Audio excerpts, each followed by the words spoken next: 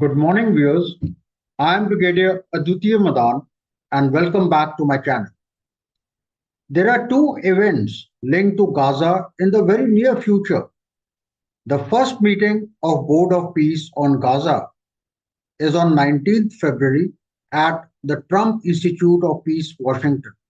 And the second one is our Prime Minister Modi's visit to Israel on 25th February.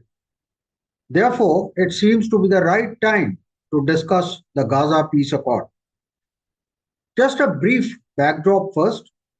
Gaza Strip is 41 kilometers long and 10 kilometers wide. On its eastern flank is a heavily fortified perimeter through which Hamas had attacked on 7th October 2023, killing 1,200 Israelis and taking 250 hostages alive.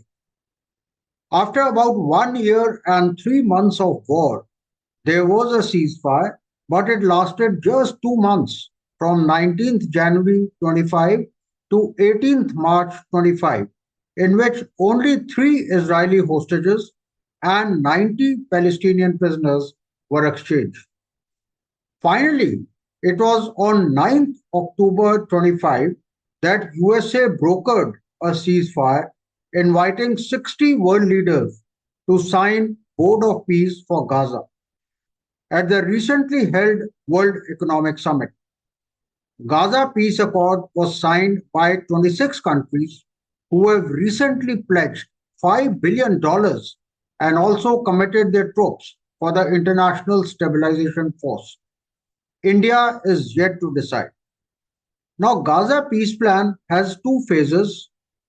Phase 1 deals with the stabilization and security, and Phase 2 it covers economic and political settlement. Out of 20 points in Gaza Peace Plan, only 3 points have been partially implemented. The ceasefire, which remains fragile and gets violated more often, release of Israeli hostages and Palestinian prisoners, and opening of Rafah crossing for only medical evacuations. The trust deficit still exists between Israelis and Hamas on two basic issues. Israel wants Hamas to surrender all their weapons, which Hamas don't agree. And Hamas are adamant to have a role in governance of Gaza, which is not acceptable to Israel. India is yet to take a call to join the Gaza Board of Peace. By signing, India will certainly get a seat on the high table, but there are several factors which India must consider before taking the plunge.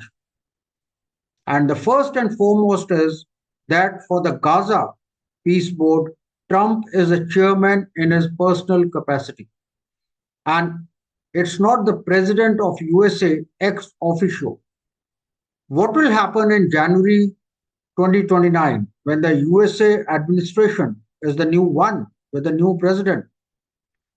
Trump as chairman will take certain decisions which will clash with the principle of strategic autonomy displayed so far during Russia-Ukraine war, Israel-Iran war, and even during tariff tirade by Trump for last 1 year. Who knows that the Board of Peace will supplant United Nations in the near future, even to resolve Jammu and Kashmir problem. And we don't want anyone to mediate between us and Pakistan. Another factor is that Trump views this political problem of Palestine issue through an economic lens. In case we become the member of this board, India will suffer several diplomatic challenges with Israel, with whom we have agreements on defense, on security, counterterrorism, and we import a lot of defense equipment like night surveillance devices, unmanned aerial vehicles, etc. And with Arabs, we have our oil and energy interests. With Palestine, we have always been maintaining our stance for a two-state solution. Another point is that this board of peace is going to have limited enforcement. There is no Chapter 7 mandate like we have in United Nations peacekeeping missions. Indian troops are going to get caught between the Israeli Defense Forces and Hamas with no clear rules of engagement. Our joining will also damage our diplomatic credibility in Global South, where thus far we are respected for our strategic autonomy and are not considered a mere rubber stamp, unlike Pakistan. All the third world countries know by now that we will not get biased in favor of USA or its Western allies. Moreover, anything going wrong in achieving an end state, that is a two-state solution, India will be held accountable. Just note the statement made by Hamas leader, I think by the name of Mishal, a few days back, wherein he said that we reject disarmament and will not accept foreign rule in Gaza. Also, there is a lack of clarity on utilization of $2 billion by permanent members after 3 years, that is 9,100 crores. Hence, as per my analysis, India should not join the Board of Peace. Let's see what new developments take place on 19th February, just 1 or 2 days later.